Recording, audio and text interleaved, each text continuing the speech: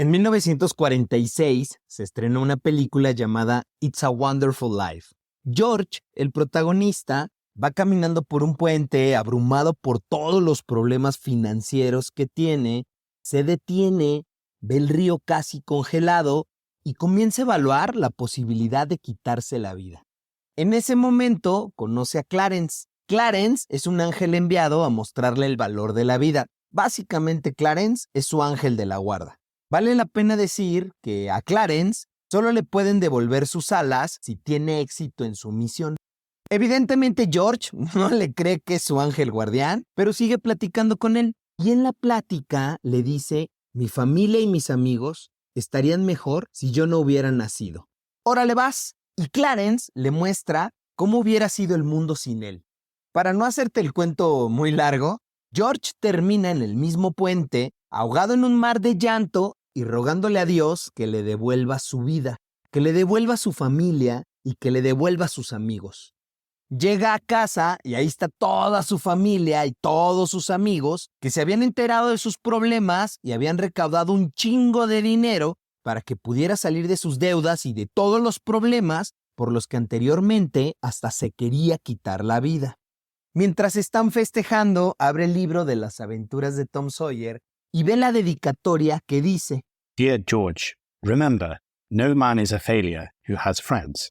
Thanks for the wings. Love, Clarence. Querido George, recuerda, ningún hombre puede fallar si tiene amigos. Gracias por las alas. Con amor, Clarence. ¿Quién será tu tripulación ahora que estamos quemando barcos?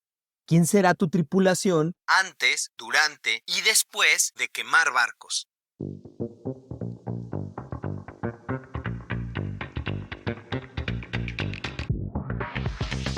Bienvenidos a Quemando Barcos.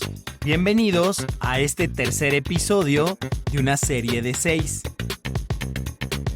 Idealmente, un proceso de quemar barcos tiene 3 etapas. Una etapa de preparación, una etapa intermedia mientras quemamos barcos y una etapa después de quemar barcos. Idealmente. Aunque como sabemos, muchas veces la vida le importa poco lo que queremos y nos puede acelerar el proceso llevándonos de golpe a etapa 2 o etapa 3. En cualquiera de los casos, en cualquiera de las etapas, siempre tienes que definir un horizonte claro, entendiendo la historia, como lo platicamos en el episodio 2. Una vez que tienes un horizonte claro, el siguiente paso es definir quién será tu tripulación. Pero antes de continuar, me gustaría hacer una aclaración. Por tripulación vamos a entender todas aquellas personas que necesitas que estén involucradas para que tu proyecto de quemar barcos sea exitoso. Awesome. La mejor forma que encontré para poder explicarte la importancia y la relevancia de estas 3 etapas de una forma práctica es contándote una historia de la vida real. Te voy a contar la historia de Ernest Shackleton, basado en el libro Forged in Crisis de Nancy Cohen. Shackleton era un explorador y quería ser el primer hombre en cruzar la Antártida por tierra. ¿Por qué? Pues porque nadie lo había logrado hasta entonces. Son de esos proyectos de países de primer mundo que no saben en qué gastarse el dinero. En su etapa 1, en su etapa de preparación, él necesitaba 3 cosas. 1, recaudar 50,000 libras para poder fondear el viaje, como 10 millones de libras a valor presente. 2, comprar todo lo necesario para el viaje, incluidos 2 barcos, porque el plan era que llegaría en uno, desembarcaban, cruzaban por tierra y del otro lado ya lo debería estar esperando el segundo barco. Y número 3, reclutar a todos los miembros de la expedición que deberían tener una característica muy peculiar, que no les importara morir en el intento. Sí, literalmente que no les importara morir. Lo primero que hizo Shackleton fue ir a la Sociedad Geográfica Real de la Gran Bretaña para proponerles el proyecto. Evidentemente el proyecto les gustó porque se imaginaron la bandera de Gran Bretaña ondeando en la Antártida y bueno, eso llena de emoción a cualquier país. Solo que había un pequeño detalle. En aquel momento, la Gran Bretaña y otras naciones europeas se estaban preparando para lo que sería la Primera Guerra Mundial. Así que le dieron permiso y una contribución simbólica de 1,000 libras pues para mostrar su buena voluntad, de tal forma que pues ya solo le faltaban 49,000. Shackleton, con la filosofía del cómo sí, contrató un fotógrafo para tomar imágenes y películas durante la expedición. Formó un sindicato para monetizar los derechos de las imágenes y se fue con el Daily Chronicle de Londres para venderle los derechos de todo el material que estaría recolectando durante la expedición. Nada pendejo. Además se hizo amigo de reporteros de periódicos que comenzaron a promover el viaje y con esto las donaciones comenzaron a llegar. Para no hacerte el cuento largo, recaudó las 50,000 libras. Al mismo tiempo que él iba recaudando el dinero, también iba consiguiendo el equipo y los suministros que iba a necesitar para el viaje.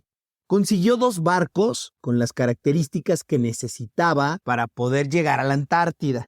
A uno de ellos le puso el Endurance, porque en su familia tenían un dicho: por la resistencia conquistamos.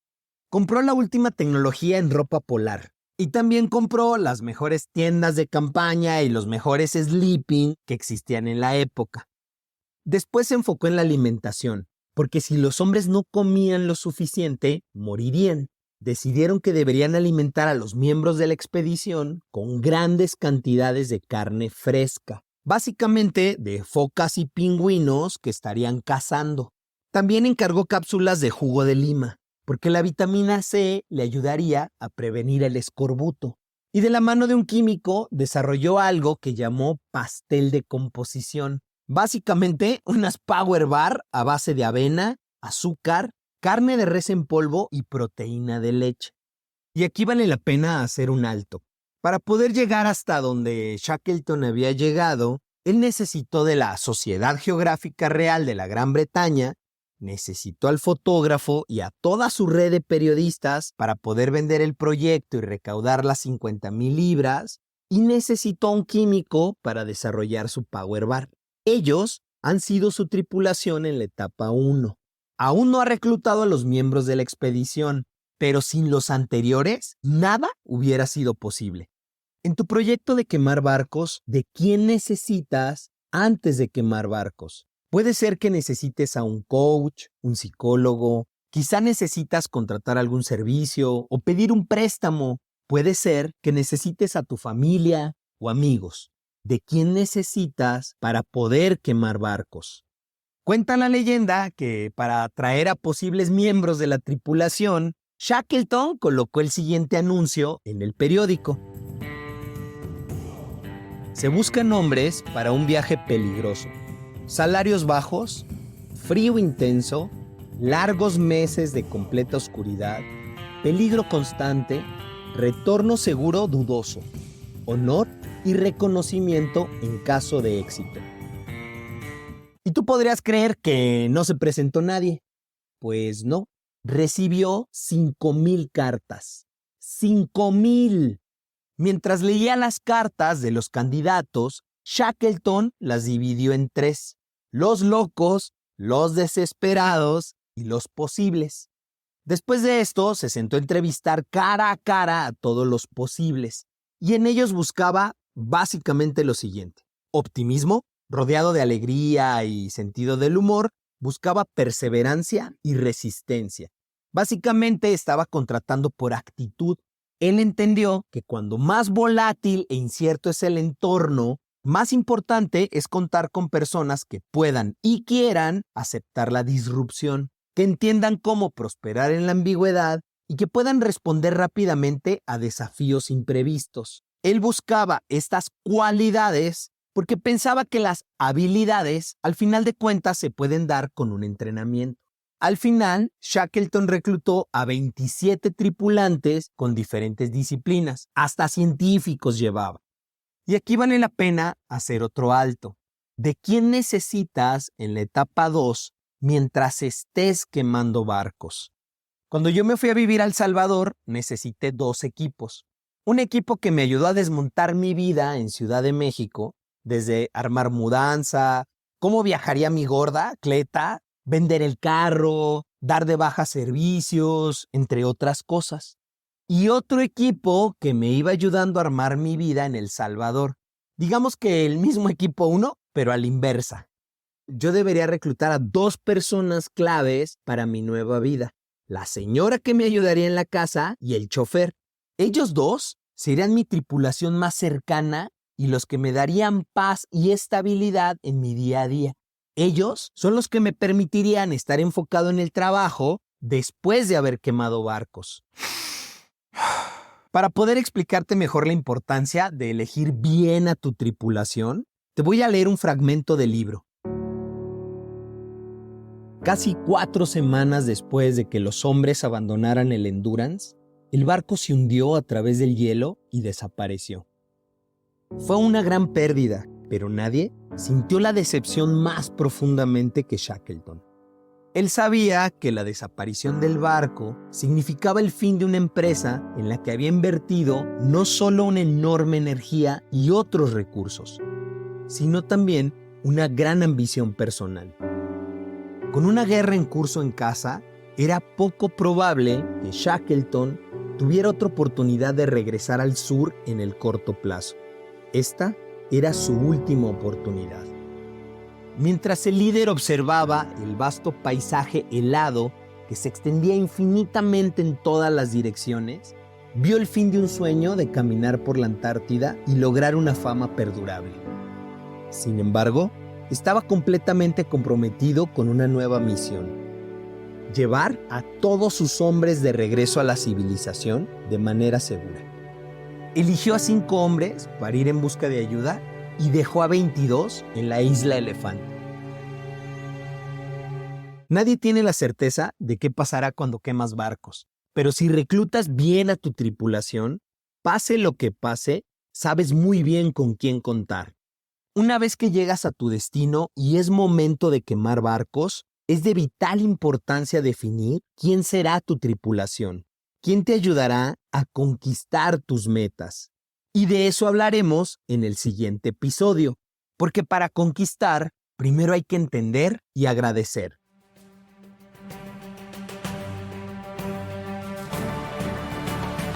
Historias que inspiran. El invitado del día de hoy es Yair. Yo lo conocí en un programa de entrenamiento y hay 2 cosas que lo caracterizan. El primero, su hambre por aprender y por crecer. Y lo segundo, el compromiso que tiene consigo mismo para lograr sus objetivos.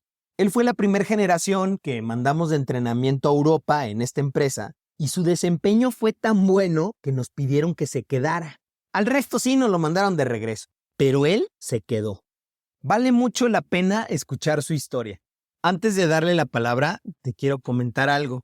Cuando estábamos editando el audio, decidimos que lo mejor sería volver a grabar su parte para tener un audio más limpio. Pero Yair tuvo una emergencia familiar. Y es aquí donde quiero compartir una reflexión importante. A veces lo perfecto es enemigo de lo bueno. Así que decidimos usar el audio original porque creemos que lo más valioso está en el contenido, en el fondo y no en la forma. Dicho lo anterior, gracias Yair por estar con nosotros. El micrófono es todo tuyo. Gracias, Calum. Yo creo que lo más básico y lo que normalmente damos por hecho es la familia. Yo pues me gané un boleto de lotería y si estamos hablando ahorita de los barcos, digamos que yo nací en un barco que no tenía agujeros. No era un yate, no era nada lujoso, pero era un barco que tenía motor y que estaba en movimiento y que la tripulación, o sea, mis papás, estaba sana. Y eso yo creo que ya cuenta por la mitad de las razones de mis logros. Así que desde el primer día yo tuve una tripulación llamada familia que me ha apoyado muchísimo y que siempre ha estado para mí. El rol de mi familia en el contexto de esta red de apoyo ha sido la constancia, las 24 horas del día. A veces no es el apoyo que deseo o a veces es de una manera que necesito, pero prácticamente el rol que ha hecho mi familia es darme esa estabilidad. Y lo que yo empecé a buscar fue pensamientos contrarios. Quizá lo necesitaba por lo de mi familia, porque mi familia era muy estable. Y entonces empecé a buscar o encontré una red de apoyo que era algo muy atractivo para mí en personas muy distintas a mi familia, en personas con pensamientos contrarios y sobre todo tomadores de riesgo. Aunque esta red me ayudó a pensar por mí mismo y tener más coraje para hacer cosas que yo creo que nunca hubiera tenido el coraje de hacerlo, también me metí en problemas con mi familia, con algunos otros amigos, incluso con la policía. Y en mi ingenuidad veía que ellos tenían mucha libertad y ninguna restricción. Y en ese contexto, pues había muchas drogas, había muchos comportamientos con mucho riesgo. Unas de esas personas en esta red ya se murieron o están en la cárcel. Y de ahí aprendí dos cosas. La primera es que está perfectamente bien o incluso mejor si tus redes de apoyo son temporales, porque no debemos de aferrarnos a solo una red y de estar siempre con esta red. Y la segunda es que lo más peligroso no es la falta de una red de apoyo, sino ser apoyado por una red equivocada.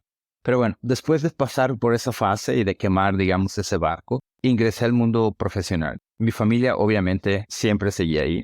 Y me uní a CNA justo en el mismo programa de trainee que Liris menciona en el episodio pasado. Durante los primeros meses, mis compañeros de los trainees fueron, digamos, mi red de apoyo. Pero luego conocí a Calo, y Calo en esa empresa, en ese tiempo, y yo me imagino que todavía, era una persona más controversial, que tenía pensamientos contrarios, y no todos lo amaban. Y para mí, ese es un buen signo de que estás conociendo a alguien que no le da miedo el cambio y que no le da miedo cuestionar la estupidez.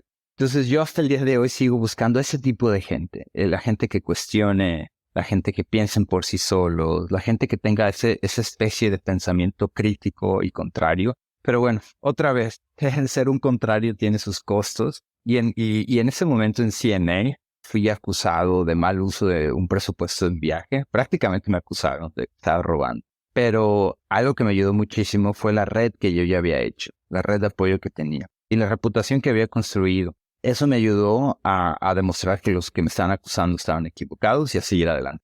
Junto con otros 3 líderes o 4 líderes, encontré esta red de apoyo ahí en CNA, que prácticamente su rol fue ayudarme a navegar por la empresa de una manera mucho más estratégica, algo que nunca yo había pensado. Y las conversaciones que más me ayudaban no tenían nada que ver con el negocio, sino se trataba sobre personas o sobre el poder de los incentivos.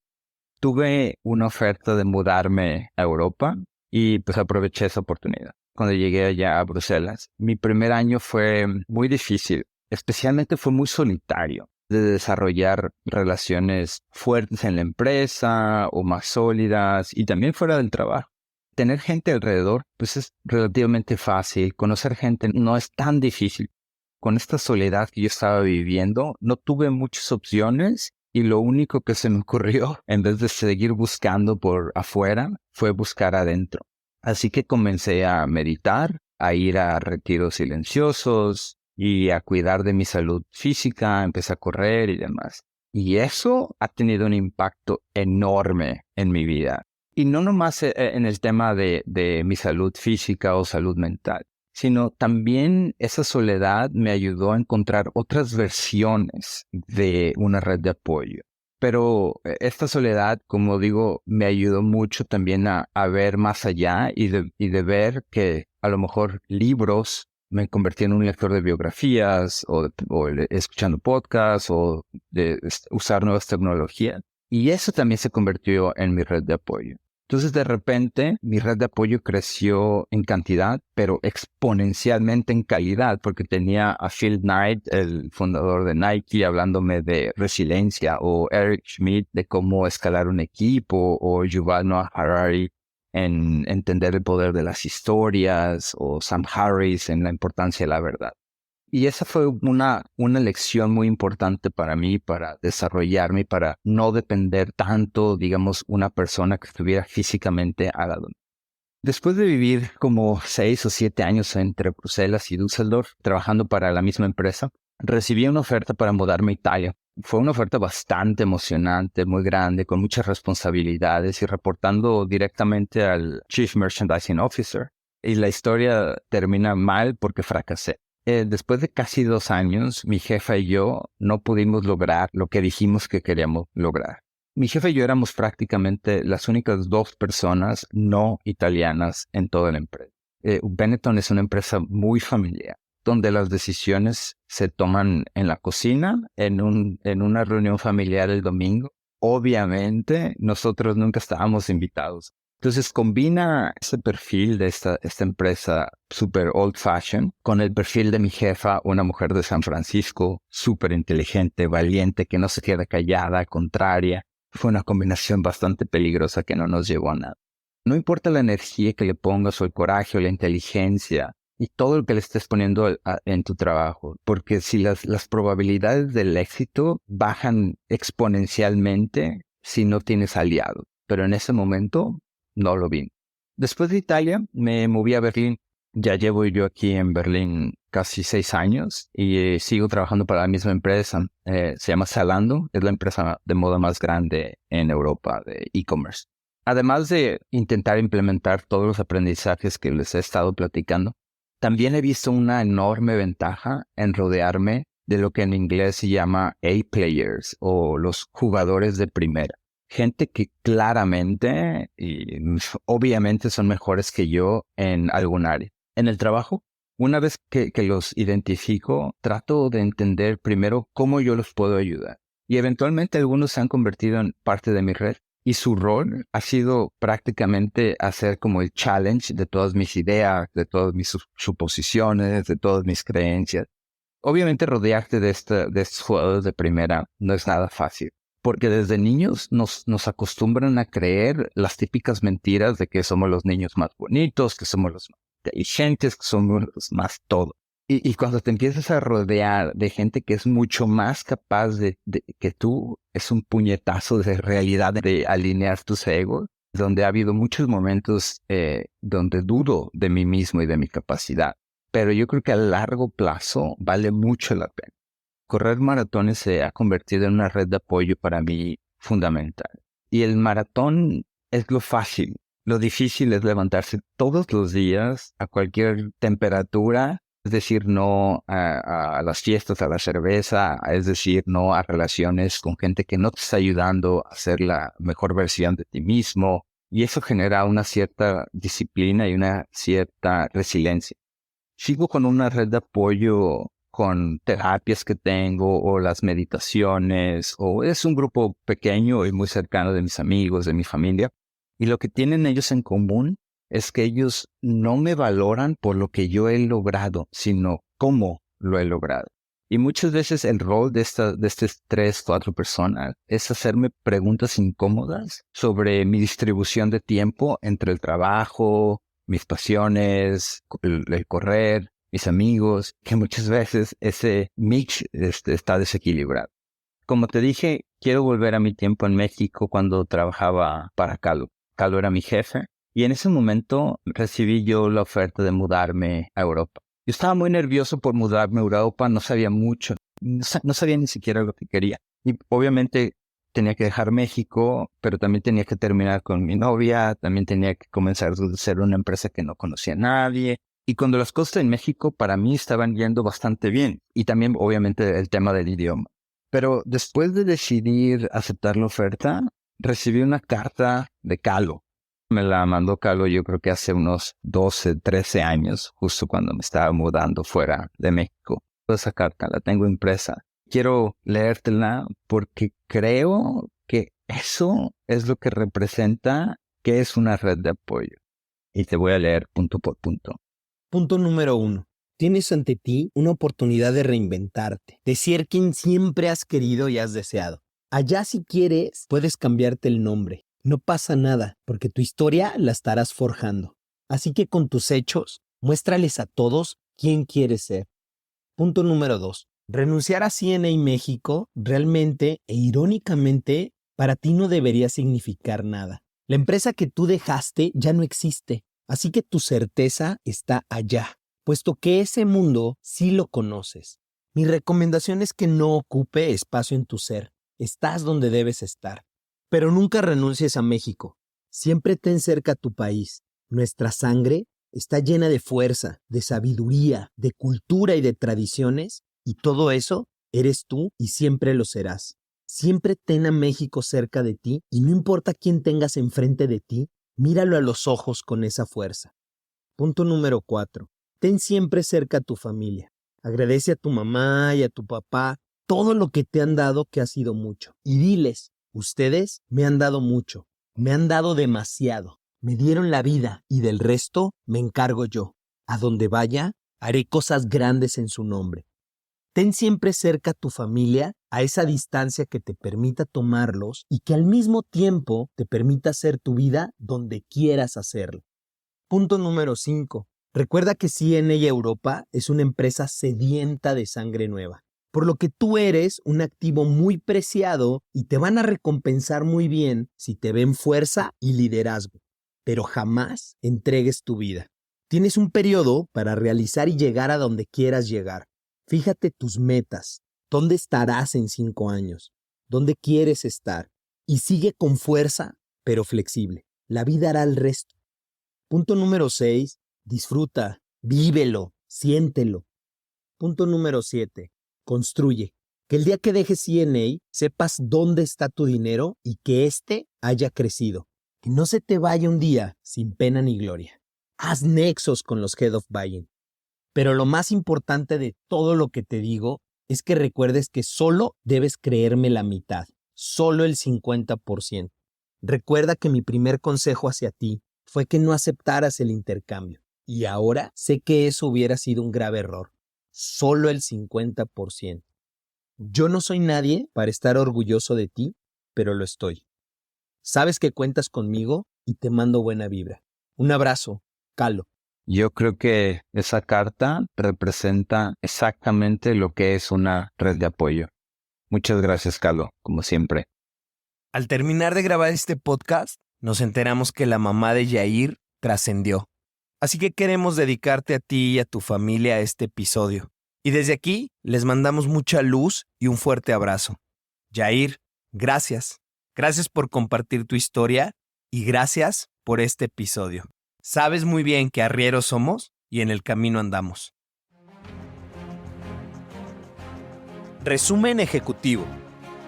Remember, no man is a failure who has friends. ¿Quién será tu tripulación antes, durante y después de quemar barcos? Por tripulación vamos a entender todas aquellas personas que necesitas que estén involucradas para que tu proyecto de quemar barcos sea exitoso. Cuando más volátil e incierto es el entorno, más importante es contar con personas que puedan y quieran aceptar la disrupción, que entiendan cómo prosperar en la ambigüedad y que puedan responder rápidamente a desafíos imprevistos. Nadie tiene la certeza de qué pasará cuando quemas barcos, pero si reclutas bien a tu tripulación, pase lo que pase, sabes muy bien con quién contar. Una vez que llegas a tu destino y es momento de quemar barcos, es de vital importancia definir quién será tu tripulación. Y de eso hablaremos en el siguiente episodio, porque para conquistar, primero hay que entender y agradecer. Yo soy Calo García y te quiero ver triunfar.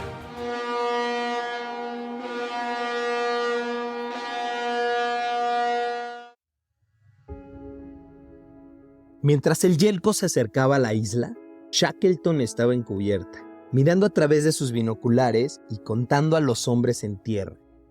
Cuando llegó al número 22, guardó sus gafas en su estuche. Su rostro mostraba más emoción que la que nunca antes lo había visto mostrar. El jefe subió al bote salvavidas del Yelko con algunos de los marineros chilenos y se dirigió hacia la costa. Más tarde describió el momento del rescate. Grité, ¿están todos bien? Y Wilde respondió, todos estamos bien, jefe. Y luego escuché 3 vivas. ¡Viva! ¡Viva! ¡Viva! Mientras me acercaba a la roca, arrojé paquetes de cigarros a tierra. Se abalanzaron sobre ellos como tigres hambrientos, porque sabía bien que durante meses se soñaban y se hablaba de tabaco. Shackleton se apresuró a embarcar a su tripulación en el Yelko y sacarlos del hielo flotante. En menos de 1 hora, el barco estaba completamente cargado y rumbo a la civilización. 4 días después, el 3 de septiembre de 1916, el líder y sus hombres llegaron al puerto de Punta Arenas, Chile. El explorador escribió rápidamente una carta a su esposa Emily. Lo he logrado. Maldita sea la Armada. no se perdió ninguna vida y hemos pasado por el infierno.